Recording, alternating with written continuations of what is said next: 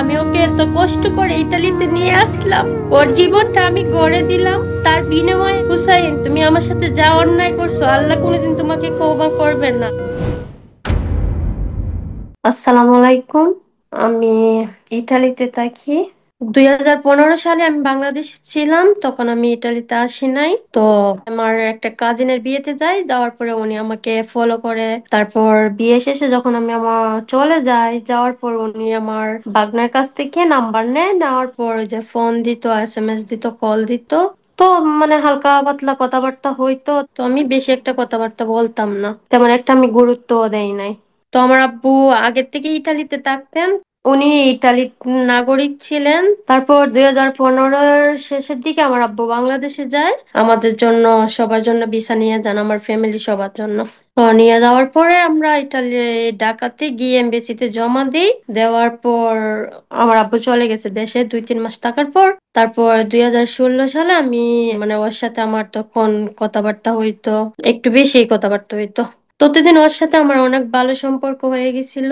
তারপর যে সবাই আমার ফ্যামিলির সবাই জানা যায় যে ওর সাথে আমার রিলেশন আছে, তো জানা যাওয়ার পরে আমার ফুফু, ফুফাতো ভাইয়ারা সবাই বলে যে এই ছেলেটা ভালো না, খারাপ।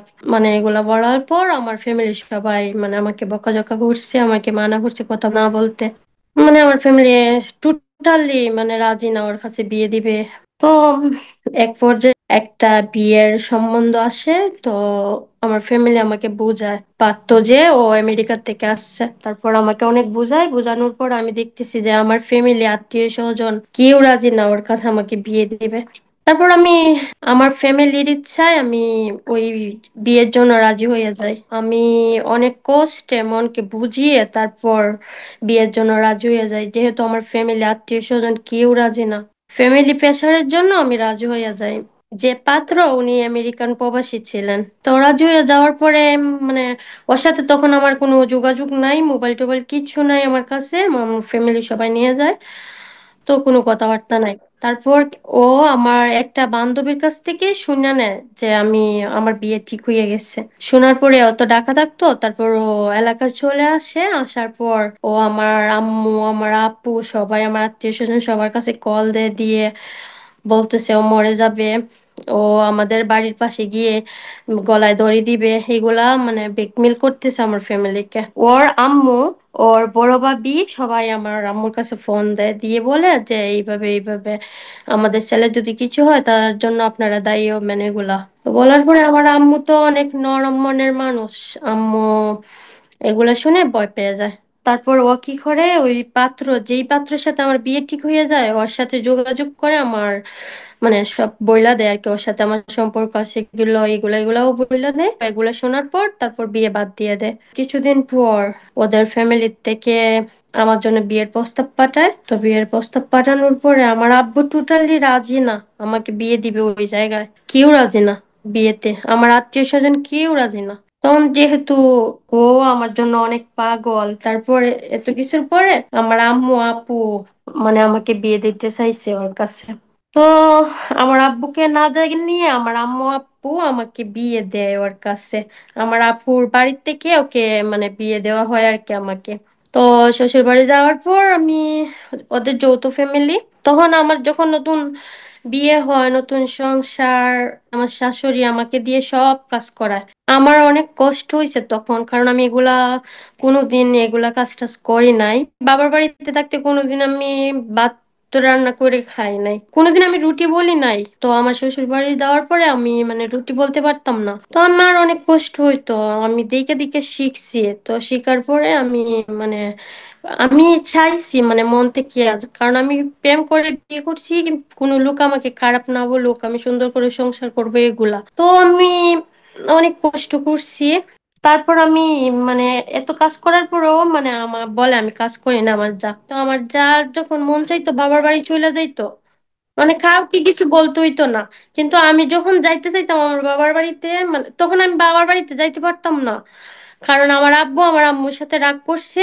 আমার আম্মু তখন আমার নানা বাড়িতে থাকে, আর 6 মাস, আমার বিয়ের 6 মাস পর্যন্ত আমার আম্মু আমার বাবার বাড়িতে যাইতে পারে নাই, কারণ আমার আব্বু রাগ করছে, আমার আম্মুর সাথে কোনো যোগাযোগ ছিল না এই যে আমার বিয়ের বিষয় নিয়ে। মানে আমার আব্বু রাজি ছিল না আমার বিয়েতে।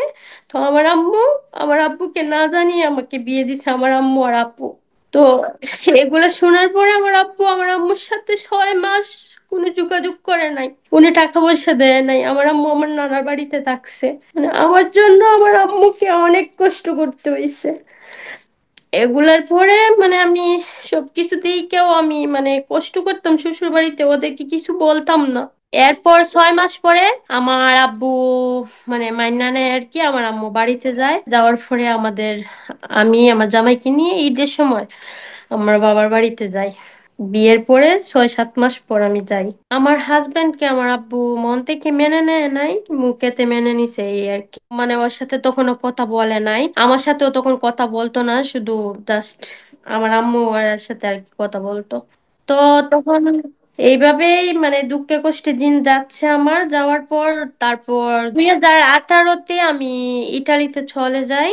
আমরা পুরো পরিবার আসছিলাম একসাথে ইটালিতে। তো আসার পর তারপর আমি অনেক কষ্ট করে একটা কাজ ম্যানেজ করি। কাজ ম্যানেজ করার পরে হাজবেন্ডকে জন্য অ্যাপ্লাই করার পর আমি 2020-এ ওর ভিসা পাঠাই বাংলাদেশে। তো আমি নিজে যাই ওকে নিয়ে আসতে 2020-এ। তো যাওয়ার পরে জানুয়ারি 26 তারিখ উনি ইটালিতে আসে। ইটালিতে আসার পরে আমার বাবার বাসায় থাকতাম আমরা। আমি যখন ইটালিতে চলে আসি জানুয়ারিতে, আমার পেটে বাচ্চা আসে। কিন্তু তখন আমি বাচ্চা নেওয়ার জন্য একদম পুরোপুরি মানে রেডি ছিলাম না, বা আমার হাজবেন্ডও ছিল না। কারণ যেহেতু ও আসবে, নতুন কাজ টাজ করতে পারবে না, আমাকে কাজ করতে হবে। তো ও আসার পরে আমি মানে কাজ করি, কাজ করতে হয় আমার বাচ্চা পেটে নিয়ে। কারণ ও বাসা পারে না, ও আমার উপরে আসছে। এখন ওর ডকুমেন্ট করতে হবে, টাকা পয়সা অনেক কিছুর ব্যাপার স্যাপার আছে। তো আমি কাজ করি বাচ্চা পেটে নিয়ে, আমি 6 মাস কাজ করি। তো 6 মাস পরে ও একটা কাজ পায়, পাওয়ার পর তারপর আমি কাজ ছাইড়া দেই। তারপর আমার বাচ্চা হয়ে যায়, আমার ছেলে হয়ে যায়। ছেলে হওয়ার পরে সবকিছু মিলে আমাদের সংসার ভালোই চলতেছে। 2022 সালে আমি ব্যাংক থেকে দেয় লোন। তো দেওয়ার পরে আমি ওর সাথে যে কথাবার্তা বলি, তো ও বলছে আচ্ছা ঠিক আছে, এই টাকাটা নিয়ে নাও, আমরা একটা জায়গা রাখবো বাংলাদেশে। তো আমি এই যে লোন, আমি বাংলার 20 লাখ টাকার মতো আমি লোন নেই ব্যাংক থেকে। তো নেওয়ার পরে ওই টাকা দিয়ে আমরা বাংলাদেশে একটা জায়গা, ওই টাকা দিয়ে হয় না, আমার কাছে আরো টাকা ছিল, মানে প্রায় 30 লক্ষ টাকা দিয়ে ও আমাকে 2-3 লক্ষ টাকা দিছে। আমি 30 লক্ষ টাকার জায়গা রাখছি, জায়গা জমিন আমরা বাংলাদেশে কিনছি, দুজনের নামে কিনছি। কেনার পর প্রতি মাসে ব্যাংকে লোন মানে টাকা দিতে হয় 300 ইউরো করে। পরে এই যে সবকিছু মিলাই আমি সংসার আমার চলতেছে ভালোই। তো 2022-এ আমার আব্বু অসুস্থ ছিলেন, হসপিটালে মারা যান। মারা যাওয়ার পরে আমার আম্মু মানে বাংলাদেশে চলে গেছে আমার আব্বুর লাশ নিয়ে। আমি তখন একা, তখন আমার ছেলে 6 মাস, একলা একলা এখানে মানে বাচ্চা নিয়ে থাকতেছি। তারপর আমার আম্মু 15 দিন পরে, বাংলাদেশে যাওয়ার 15 দিন পরেই আমার আম্মু মারা যায় গাড়ি অ্যাক্সিডেন্ট। তো আমার আম্মু মারা যাওয়ার পরে সবকিছু মিলাই আমি অনেক কষ্ট পাই, আমরা সবাই অনেক কষ্ট পাই। বাপ মা একসাথে 1 মাসের ভিতরেই চলে যান। তো যাওয়ার পরে তারপর আমার হাজবেন্ড, আমার বাচ্চা কাচ্চা আমরা সবাই একসাথেই থাকি, আমার ভাই বোন আমরা সবাই একসাথেই থাকি। তারপর আমার আব্বু আম্মু যখন মারা যায়, মারা যাওয়ার পর থেকে ও আস্তে আস্তে চেঞ্জ হইতে শুরু করে। মানে বাহিরে আড্ডা দেয়, কাজ থেকে বাইরে হয়ে 2-3 ঘন্টা আড্ডা দেয়, বাসায় লেট করে আসে। তো এগুলা করার পর আমি অনেক ইয়া কষ্ট পাইতাম। ছোট্ট বাচ্চা নিয়ে আমি বাসায় একলা একলা থাকি, ও বাইরে আড্ডা দেয়, এগুলা মিলাইয়া মানে একটু ঝামেলা হইতো। ও চাইতো যে আমি কোনো কথা বলবো না, ও যা মন চায় তাই করুক, আমি কোনো বাধা দিব না। তাই এগুলা করে ও আস্তে আস্তে নষ্ট হইতে শুরু করে, মদ টদ খায়, এগুলা খায়, বিয়ার খায়। তো খাইয়া ইয়ে বাসায় আমি কিছু বললে আমারে আরো বকাঝকা করে, আমাকে গালিতে, আমার সংসারে অশান্তি শুরু হয়। তো আমি ওর জন্য অনেক কষ্ট করছি ভাই, আমি চাইছি ওরে নিয়ে সুন্দর করে একটা সংসার করবো। ও এত বছর হয়েছে আমার একটা সংসারই দিতে পারে নাই। আমার বাবার বাসাতে যেইভাবে আছিলাম সেইভাবে আমি এখন পর্যন্ত আছি। তারপরে আমার মেয়ে পেটে চলে আসে, ও আমাকে কোনো সাপোর্ট করে নাই, কোনো হেল্প করে নাই, একদিন আমাকে ডাক্তারে নিয়ে যায় নাই। আমার ছেলেকে সময়ও দেয় নাই ও। আমি আমি আমার ছেলে একা থাকতাম, ওর সুখের জন্য আমি, আমার ছেলে ডিস্টার্ব করবে এই জন্য আমি, ও আলাদা থাকতো, আমার ছেলের থেকে অন্য রুমে থাকতো। তারপর অনেক বাবা আছে ছেলেদের নিয়ে, আমি তো দেখি ফ্যামিলি নিয়ে বাইরে যায়, ঘুরতে যায়, বাচ্চা পোলাপান নিয়ে ছুটির দিন বেড়াইতে যায়, বউ বাচ্চাকে সময় দেয়। ওর কাছ থেকে আমার ছেলে ও সময় পাইতো না, আমিও সময় পাইতাম না, ও আমাদেরকে এই সময়টা দিত না।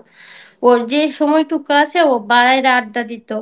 ও চায় যে ও মানে রাত্রে 2টা 3টা পর্যন্ত ঘুরাইবো বেড়াইবো মদ খাইবো, যা মন চায় তাই করবা, আমি ওকে বাধা দিব না। তো এইভাবে তো একটা সংসার হয় না। তো আমার মেয়ে হওয়ার পরেও মানে কোনো পরিবর্তন নাই ওর মাঝে, কোনো একটুকু চেঞ্জ নাই। এগুলা খাইয়া এসে আমার সাথে অনেক বাজে ব্যবহার করতে, বাসায় আইয়া আমি কিছু বললে আমাকে বকাঝকা করতো, এমনকি আমার গায়েও হাত তুলছে। আমার আব্বু আম্মু না থাকায় ও আমার সাথে অনেক মানে অন্যায় করছে, আমার সাথে যা তা ব্যবহার করে, আমাকে গালিগালাজ করে, আমার আব্বু আম্মু মরা বাবা নিয়ে আমাকে গালি দেয়।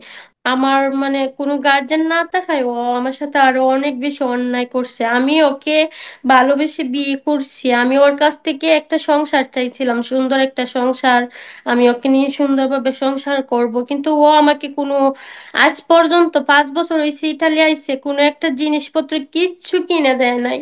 ভাইয়া এত কিছুর পরেও আমি ওর সাথে কন্টিনিউ করে গেছি সংসার, কারণ আল্লাহ আমার 2টা বাচ্চা দিছে। তো মানে সবকিছু মিলে আমি সংসার করতেছি। তারপর ভাইয়া এই যে কিছুদিন আগে একটু ঝামেলা হয়েছে, ও রাত্রে আসে, মদ খাইয়ে আসে, আসার পরে বাসায় আমাকে মানে গালিগালাজ করে, তো আমি সহ্য করতে পারি না, আমিও কথাবার্তা বলছি। আমার ছেলেটা অসুস্থ আছিল, আমার ছেলেটাকেও অসুস্থ রাইখা চলে গেছে। রাত্রে 9টা 10টা 11টা হয়ে গেছে, বাসায় আসে না। 12টা হয়ে গেছে, আসে না। তখন আমি ওরে ফোন দিছি 12টার পরে, ফোন ঢুকছে, ঢুকার পরে ও ফোন কাইটা দিছে, তখন আবার ফোন দেই, ও আর ফোন ঢুকে না, রিসিভ করে না। এখন কি হইলো, আমি সারা রাত অনেক টেনশন করি, আমি ঘুমাতে পারি নাই। তারপর পরের দিন সকালে আমি ঘুম থেকে উঠে আমি ওর কাজের জায়গায় গেছি, গিয়ে জিজ্ঞাসা করতেছি ও কি আসছে কাজে। ওর মালিক বলতেছে না, ও আসে নাই। বলতেছে কালকেও আসে নাই। তো আমি বুঝে গেছি যে ও চলে গেছে আমাদের রেখে। ওর ইটালি বা ইউরোপে কোনো আত্মীয় স্বজন নাই ওর, শুধু এর একটা বন্ধু আছে, বন্ধু পর্তুগাল আর ফ্রান্স থাকে, তো বর্তমানে মনে হয় পর্তুগাল বা ফ্রান্স আছে। আজকে 1 মাস হয়ে গেছে আমার ছেলেটার অসুস্থ রাইখে গেছে, একটা টাকা পয়সাও দিয়ে যায় নাই। আমার বাচ্চাটা অসুস্থ, ওষুধটা পর্যন্ত কিনে দেয় নাই। তারপরে ভাইয়া এই যে অতদিন ধরে ও আমাকে এভাবে রাইখা গেছে, যাওয়ার পরে ও কোনো যোগাযোগ করে নাই আমার সাথে, আমার বাচ্চা কাচ্চার সাথে আজ পর্যন্ত ও কোনো যোগাযোগ করে নাই।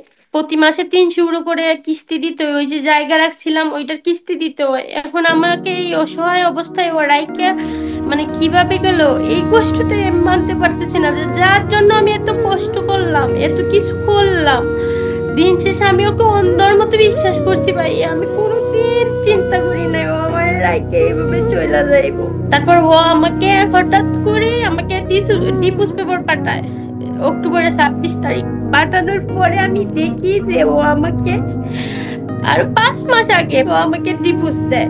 আমি কোনোদিন জানি নাই, আমি বুঝতে পারি না ও যে এইভাবে ভিতরে ভিতরে পরিকল্পনা কইরা ও চইলা যাইবো বা আমাকে ডিভোর্স দিছে, আমার সাথে এত মাস ছিল, আমি কোনোদিন চিন্তা করি নাই, আমি কোনোদিন বুঝি নাই। ওনার নাম হুসাইন আহমেদ, উনি বর্তমানে পর্তুগাল আছে মনে হয়, আমি শিওর, পর্তুগাল মনে হয়, পর্তুগাল না ফ্রান্স আছে, আমি শিওর জানি না। আমি একটা ছেলেকে ভালোবেসে বিয়ে করলাম, আমি ওকে এত কষ্ট করে ইতালিতে নিয়ে আসলাম, ওর জীবনটা আমি গড়ে দিলাম, ও তার বিনিময়ে আমাকে আমার 2টা বাচ্চাকে রেখে চলে গেছে। ওকে আমি এত ভালো দেশে আনার পরও আমি ওর মন পাই নাই, আমি অনেক কষ্ট করছি ওর জন্য। হুসাইন, তুমি আমার সাথে যা অন্যায় করছো আল্লাহ কোনোদিন তোমাকে ক্ষমা করবে না। আমি যদি মন থেকে ওকে ক্ষমা করে দেই, তবু আল্লাহ ওকে ক্ষমা করবে না, কারণ আমি ওর জন্য অনেক কষ্ট করছি, আমার 2টা বাচ্চাকে রাইখে ও চইলা গেছে।